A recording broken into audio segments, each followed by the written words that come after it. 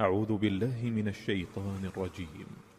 بسم الله الرحمن الرحيم.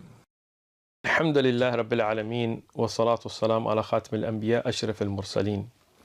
One of the greatest miracles of the Prophet Muhammad, peace be upon him, was the splitting of the moon. This is something that showed the world that he was no doubt a true prophet. Now, as a Muslim, we believe in this, as we believe in some great miracles of other prophets like Jesus, peace be upon him, and Moses splitting the ocean and so on. And what is the evidence as a Muslim is the verses from the Qur'an in Surah Qamar. اقتربت الساعة وانشق القمر وإن يروا آية يعرضوا ويقولوا سحر مستمر. First two ayat, these two verses clearly state that this happened. Now some people, they say, oh, this didn't happen, this will happen closer to the Day of Judgment and so on. But that is incorrect. As you can see on your screen, the great scholar of Islam, Ibn Kathir, in his tafsir, in explanation, he wrote that this happened during the time of the Prophet Muhammad, peace be upon him, as has been mentioned in the Qur'an and also in ahadith mutawatira, in numerous narrations with authentic asanid that are sahiha, authentic chains of narrators, as has been authentically reported from Ibn Mas'ud, and he mentions the narration, and he says that this is something that has been agreed upon by the scholars of Islam, that the moon was split during the time of the Prophet Muhammad, peace be upon him, and this was from the great miracle of the Prophet Muhammad, peace be upon him. So from the Qur'an itself, from the mutawatir sahih ahadith, and from the agreement of the scholars of Islam, we know this happened. But what about the skeptic? What about the atheist? What about the agnostic? What about somebody who says that this is an extraordinary event, and this type of a claim that is an extraordinary claim requires extraordinary evidence? Okay, so this video is really for them. Let's talk about where did the moon come from. As you see, the moon that we see in front of us, at night, out, bright, where are the origins of the moon? So there are some theories, and NASA and all these organizations that go out and they research, they have no eyewitness accounts. But one of the theories is that there was a giant impact. This hypothesis has been put forward that a Mars-sized planet called Theia crashed into the Earth, and what you will see is a picture of an artist's imagination, renderation of what it might have looked like. Obviously, we have no video. We don't have a Twitter-approved YouTube video to post of it.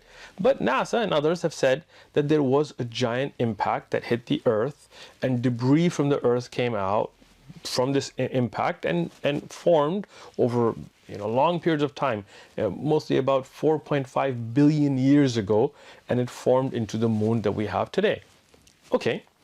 Now, this is an extraordinary claim as well, without any actual evidence. What are some of the indications that this may have happened? Well, they said, well, the moon has an orbit kind of like the Earth and its core and this, and they found many traces, even though we have no such crater that we can point to on Earth that where this impact happened and so on. But they found traces on the moon and things, and they deduced this, and this is taught to us in university classes and in high schools and so on. Even though we have no eyewitness account, we have no actual physical evidence and so on. Things like this are accepted with certain evidences, even if they are not something that we can play on a video on our computer screens, right? For example, in history we're told about the 7 wonders of the ancient world, 7 marvelous, extraordinary wonders that were there in the ancient world. One of them is still standing, and that's the pyramids in Giza. So that one we can go look at, no doubt. But the other 6 we have no actual evidence for. The Hanging Gardens of Babylon, for example, which would be in current-day Turkey. But in reality, there's no physical evidence of them at all. So why do we teach them in history? Why do we accept them? Because we do have some oral traditions. We don't have any written first-hand reports of them. We have no physical evidence of them. But based on many oral traditions, most historians would agree that they did exist. The temple of Artemis, the statue of Zeus in Olympia, Greece, again, none of that stands today. We have no first-hand eyewitness accounts, but from oral traditions about having seen these places, we believe they existed. The lighthouse of Alexandria, something insane. Look at the picture that you have, and these are all artist renditions because we don't have any actual pictures. We didn't have cell phones or Canon cameras to go out and take pictures of them. But based on oral traditions, we do believe that these extraordinary structures existed. The famous Colosseum, the Colossus of Rhodes, all of these extraordinary historic accounts have no eyewitness. So, having said that, we would deduce that even oral traditions are accepted to believe in some very extraordinary claims. But the splitting of the moon is no doubt more amazing. It's something amazing. It's something that is not like a huge building or something like this. So we would want some really extraordinary proof. And no doubt, the splitting and uniting of the moon in a single night is something amazing, something that is very extraordinary, something that it's not a naturally occurring event. We as Muslims are not claiming that this was some kind of a natural event, that some asteroid just came and hit the moon. No, this was a miracle. This was a sign from the creator of the universe that this man, Muhammad, peace be upon him, is a true prophet of God. So, is it even scientifically possible? That's the first question that we're going to address tonight. Is it scientifically possible that a moon can break or merge, and then become one moon? Can it even happen? Well, according to NASA, and I'm putting a link to NASA's website, many of these pictures that are being shown are from NASA themselves. They're not doctored, they're not edited, they're not photoshopped. These are NASA pictures. Now, I am not claiming that NASA is in agreement with a lot of these things. What I am showing is what their research showed, and you can look at it on their website. So NASA sent a rover to Saturn, Cassini, and spent 20 years. It was sent out in 1997. The pictures that you're looking at are from that rover, that it went out to look at the moons of Saturn and look at Saturn itself, and spent 20 years in space. And in 2017, it crashed onto the surface of Saturn and it's destroyed. But those images we still have. So let's look at some of these images of Lepidus. Lepidus is one of the moons of Saturn. And if you look at it, you see this ridge that NASA has shown. This is a mystery. They wondered, why is there such a ridge, as you can see in the picture, that goes all the way across that moon? And why is it that the surface is so different on different sides? Well, according to NASA, one of the accepted theories is that this was an impact, two moons, or a body that separated at a certain time, crashed in, and as you can see an artist's rendering of it, to make the moon today. And after scanning the surface, this is what they have come up with, that two separate bodies came together, and today it's one moon. So, can you say, is it possible? No doubt it's possible. But that is not our moon, right? That is something in Saturn, okay? So let's talk about our moon. If you look at the picture on your screen today, and this again, you can find all of these on NASA's website itself, and I've put a link in the description. You'll have to search around there. The moon has our moon, the Earth's moon, has two very different faces. One that is facing towards the Earth and one that is facing away from the Earth, and they're very different. Well, why is that?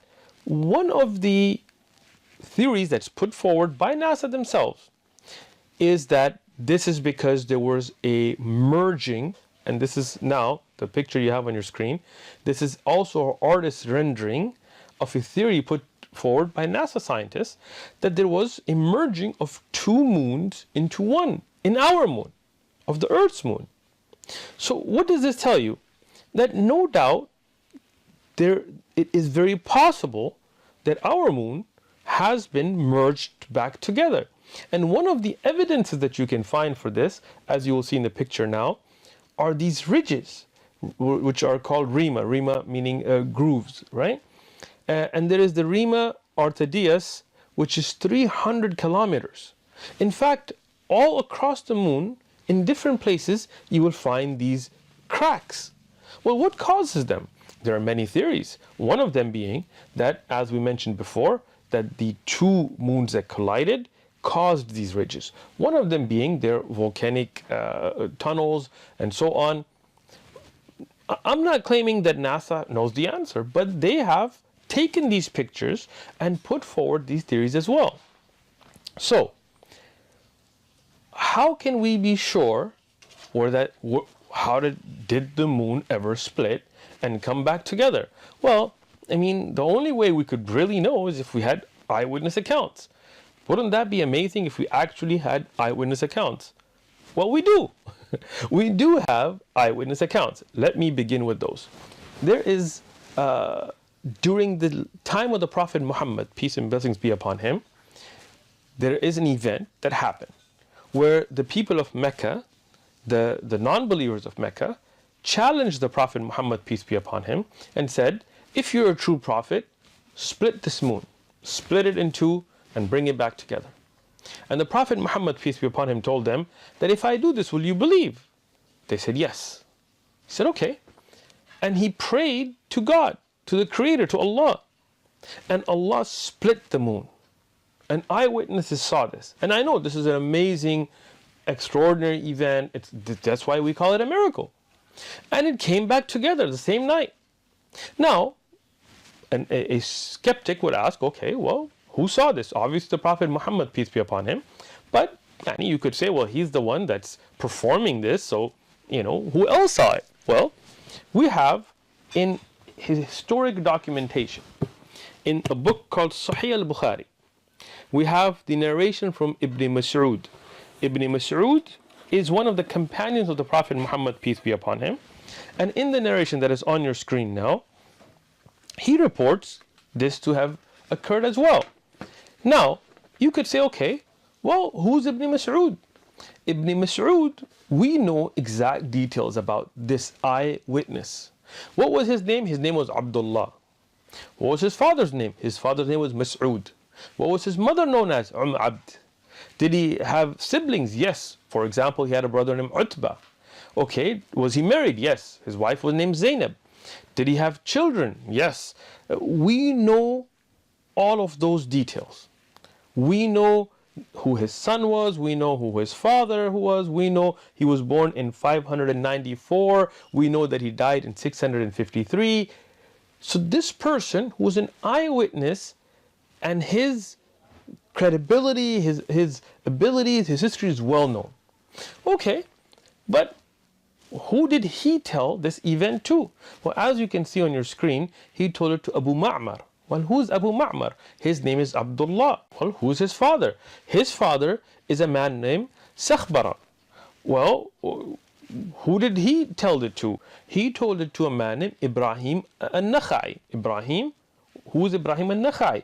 He is the son, his name is Ibrahim, his father's name is Yazid. Well, who's his grandfather? His grandfather's name is Qais. Well, who did he tell it to? He told it to Suleiman. Well, who is Suleiman? Suleiman ibn Mahran al-A'mash. So you see, the entire community that heard this event, the chain of narrators are all well known to us. All the way to Imam Bukhari and At-Tirmidhi and other historians that wrote down this event. Not only do we know who those narrators are, we even know how reliable were they in their memorization, how trustworthy were they. We have their entire biography. Okay. Now, already we have more eyewitness accounts than for the hanging gardens of Babylon or the lighthouse of Alexandria, meaning that we actually know the person, we know their history, who physically saw it. So you could say that if such an extraordinary event happened, why is Abdullah ibn Mas'ud the only witness? Well, he's not. we have more eyewitnesses. Who are they? Let's name more. Jubair ibn Mut'im. Well, who was Jubair ibn Mut'im? He was somebody who was a companion of the Prophet Muhammad, peace be upon him, but he became a Muslim in 628 at the Treaty of Hudaybiyah. So that would mean that before the migration of the Prophet Muhammad, peace be upon him, from Mecca to Medina, which was around 622, he was a non-Muslim. So he was from Mecca, and as a non-Muslim, he witnessed this account, and he has an eyewitness account that is on your screen. Imam Ahmad in his Musnad, Imam Tirmidhi in his Jami', authentic narration, where he also says that I witnessed it, I saw that during the time of the Prophet Muhammad, peace be upon him, the moon split and came back together. So now you have another witness, and we have the same details about him and everybody that he reported to. Who was his father? It was Mut'im ibn Adi. Who did he have a son? Yes. One of his sons was Nafi' ibn Jubair. When did he die? 679. So with all of that clear detail, we have another eyewitness. First, that Abdullah ibn Masud, who was a Muslim already, and the other, Jubair, who was not a Muslim at that time, that later accepted Islam. Okay, well, so you got two. How many else can you give us? Many more. Hudayfa ibn Yaman. Hudayfa ibn Yaman, he was also a companion of the Prophet Muhammad, peace be upon him. We have the exact same details: father, mother, children, where he lived, how good was his memory, what kind of a person was he, what he did. All of that detail is present, and Abu Nu'aym and Al-Bayhaqi and others have mentioned his narration. So this is also, it's on your screen. He was also an eyewitness to the account. More, let's give you more. Anas ibn Malik. Anas ibn Malik, the interesting thing about him is he's born in 612 and he dies in 711. And he's from Medina.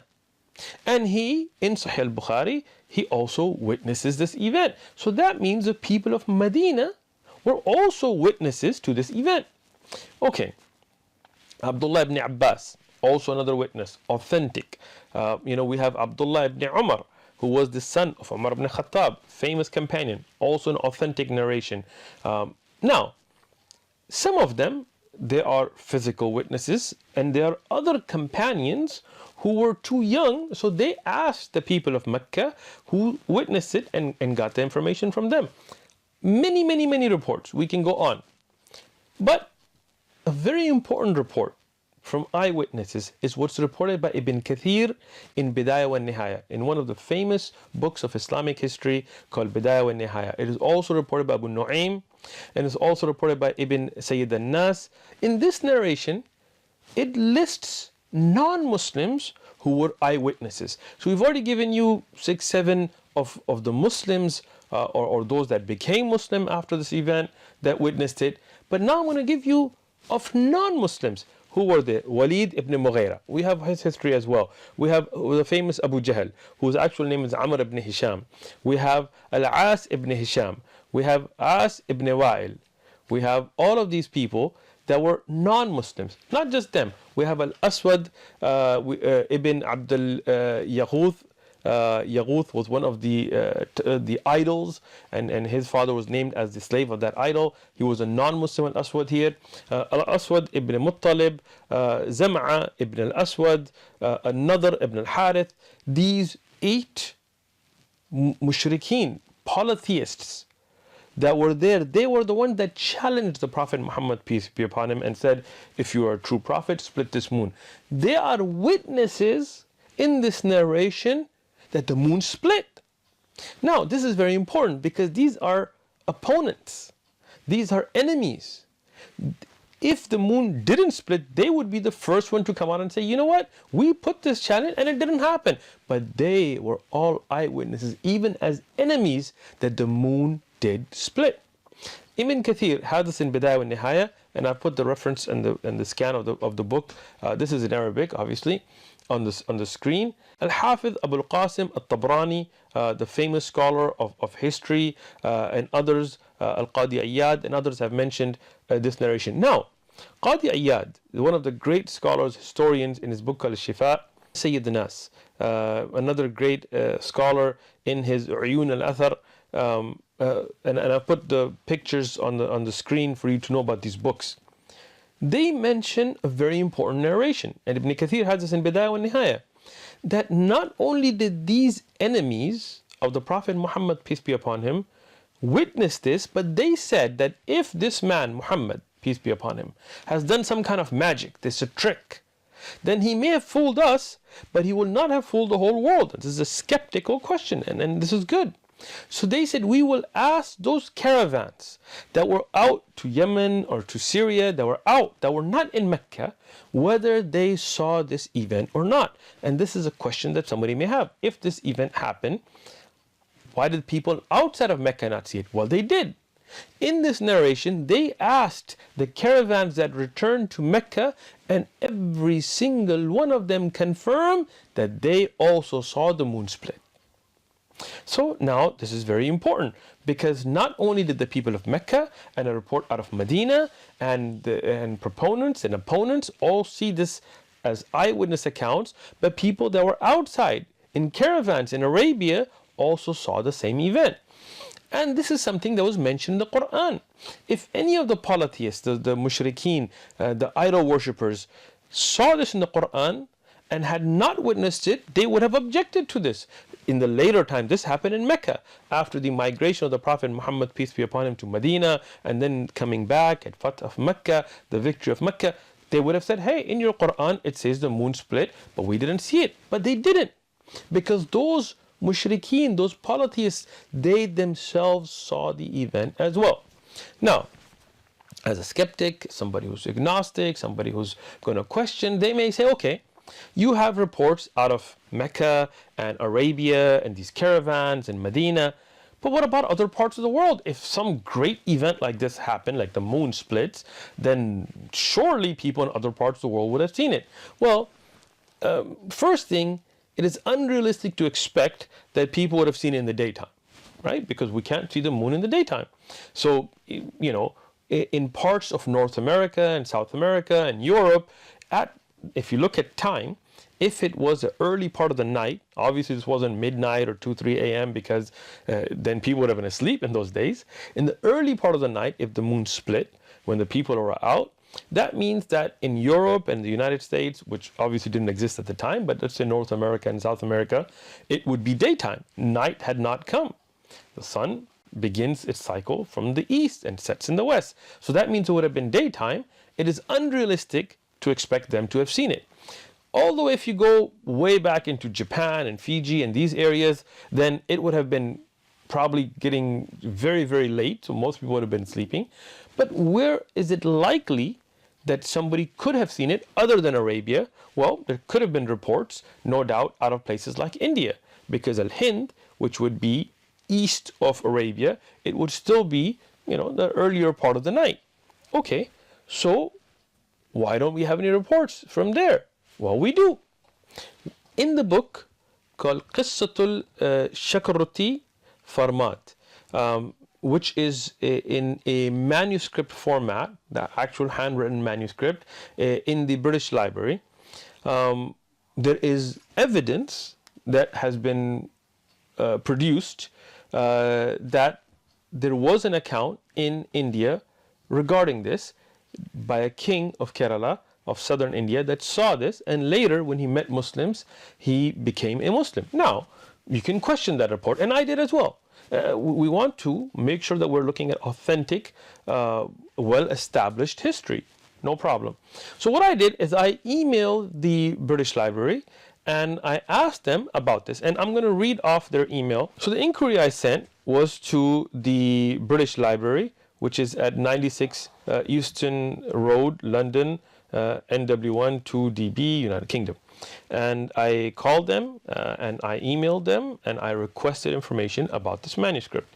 The response I got is from the Asian Africa Reference Services India office, that's a subdivision of that service, from the India Office Papers, Oriental Language Publications and Oriental Language Manuscripts.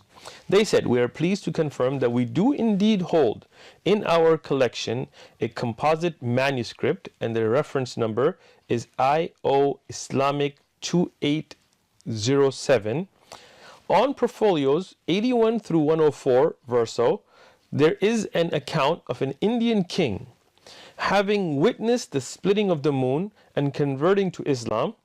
The manuscript is entitled Qissatul Shakaruti Firmad and is listed in our published catalogs with the following: a fabulous account of the first settlement of Muhammadans in Malabar under King Sakaruti Krenagro, a contemporary of Muhammad, peace be upon him, who was converted to Islam by the miracle of the division of the moon. So there is such a manuscript, but can you say this was a first-hand account? Can you say this is a historically acceptable account? Well, they are, the library in Britain is not qualified to do that. They can just tell you there is a manuscript. So what I did is I reached out to the National Digital Library of India. And this is a project in India where they have taken many manuscripts across India, and they have made a project of digitally scanning them and putting them up. This is a central library. It is an ISO certified library, as they have put in their email, under ISO 9001:2015, and so on and so on. So I emailed them about this manuscript and if there were any other historic documentation that they had.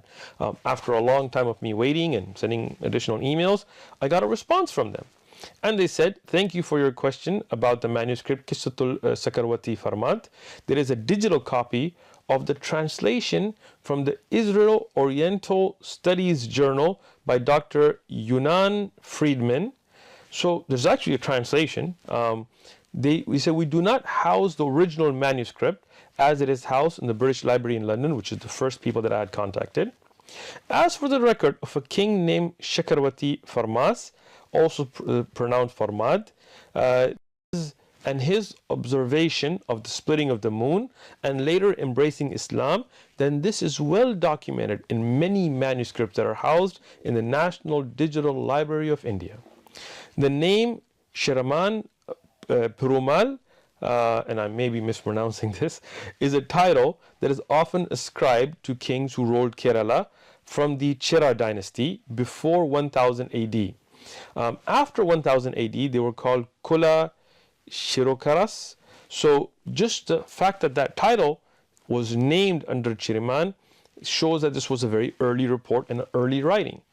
Now, according to their email, they said there are numerous oral and written traditions that state that Chiraman Perumal, the Chera king, called Shanakara Varman and Shakaramati with the title of Chiringal Perumal, sorry, I'm probably butchering these names, but who ruled from 621 to 640, and again that would put him exactly at the time of the Prophet Muhammad, peace be upon him's early time, because the Hijrah was around 622, so that would mean that his rule would be right before the migration of the Prophet Muhammad, peace be upon him. Witnessed the splitting of the moon, and when he met Muslim traders, he converted to Islam, according to these reports, and they will mention books here, in 627. This is recorded in Tarikh Zuhur al-Islam fil Malibar, an early manuscript on the genesis of Islam in Kerala, housed in the digital library, and they give the manuscript number here. This is supported by what is documented in the book Tuhfatul Mujahideen by Sheikh Zainuddin, then this was also confirmed by Dr. Hermann Gundrit, a German Christian missionary, scholar, and linguist. This is also, his work is in the digital library, and they've given the manuscript number here as well. Dr. German Gundrit speaks of two Chera kings who went to Mecca, Shankarwanmarama, during the first century of Islam, and Rama Varma Kullashkankaram in the later, who would also be called under the title of Sherman Perumal. This account is also, in fact, recorded by the Portuguese writer Dorte Barbosa. And we have a manuscript here in the digital library for that as well. He writes about a mighty king named Sherman Perumal who ruled Kerala, converting to Islam, and ordered the Sherman Mosque, which is still standing in India. This was built in 629 AD after the death of Chirman Purmal, who died in the Arabian Peninsula, according to these reports. This is also confirmed by another Portuguese writer named Joás de Barros and Diogo Alcortos. Both of them have confirmed these events as well in their historic writings that have been recorded in manuscripts that are in the digital library. He ends this email with, in India, it is well known part of our history, and the accounts of Chera kings who witnessed the splitting of the moon is well accepted as a historically proven record with oral and written traditions. Other historic events of them as recorded in Al-Isaba of Ibn Hajar. Now, this is the end of the email from the National Digital Library of India Project, Central Library. They gave their ISO certification, phone number and contact up on the screen by Ibn Hajar Asqalani. In summary, when we look at an extraordinary claim, no doubt we have provided here extraordinary evidence. Eyewitnesses, and not just eyewitnesses, those that were proponents and opponents, those that were in the same city of Mecca and those that were outside of Mecca. Those reports are all eyewitness first-hand reports that have been verified and documented. On top of that, we have seen reports that are historically acceptable. They do not meet the level of criterion that Islamic scholars have for checking of Jarh wa Ta'dil, but they are acceptable reports, historic reports out of India, of multiple sources that orally and in written format have documented that there was a king in India that witnessed this and later accepted Islam. The mosque that was built, and there's a picture of the mosque here, it is still standing. It has been through fires and so on, but it is such a well accepted fact that this mosque was built by that king after his accepting of Islam, after his witnessing the splitting of the moon, that even the Prime Minister of India made a gold replica of it to give a gift to the King of Saudi Arabia, showing the history of Islam in India. And there's a picture of this that I've put on the screen here for you to see. All the information about the kings of India and what happened during that time frame have been accepted through such reports. So this, collaborated by the eyewitness accounts in the time of the Prophet Muhammad, peace be upon him, that are no doubt verified, show clear evidence. There is more evidence presented here than for most of history. Columbus coming to South America and where he landed and what happened between him and the Incas and the Aztecs and so on.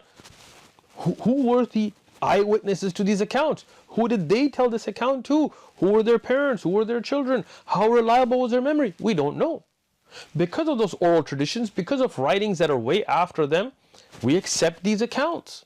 So what I say is, when you have eyewitness accounts, people who were verified that saw this, proponents, companions of the Prophet Muhammad, peace be upon him, also opponents, polytheists, not only that they were present there, but in other parts of Arabia that saw this event.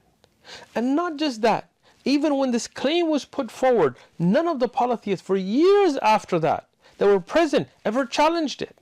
None of them said, when did the moon split? It's in your Qur'an, your Prophet said it, we didn't see it. No, they accepted that it happened, but they made excuses, it was magic, it was this or that, but they accepted it, that this miraculous event did happen. And collaborating evidence, historic evidence from India, as this non-Muslim historian, he's a Hindu, from India has confirmed that this is accepted history through many manuscripts, many writings, oral traditions. When we have all of this together, then no doubt this was an event that occurred. And this was a miracle of the Prophet Muhammad, peace be upon him. And we encourage everybody who's a skeptic, everybody who wants to question, to go out and read more about the life of the Prophet Muhammad, peace be upon him. Because the greatest miracle of the Prophet Muhammad, peace be upon him, the Qur'an, is still with us. Take it, read it. The life of the Prophet Muhammad, peace be upon him, read about it. His other miracles, read about it. And let them be a guiding force for you.